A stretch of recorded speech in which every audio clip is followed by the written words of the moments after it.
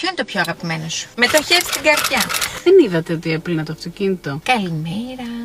Αν κάτι από όλα τα βήματα τέλος πάντων του skincare είναι έτσι κάπως αποτελεσματικό.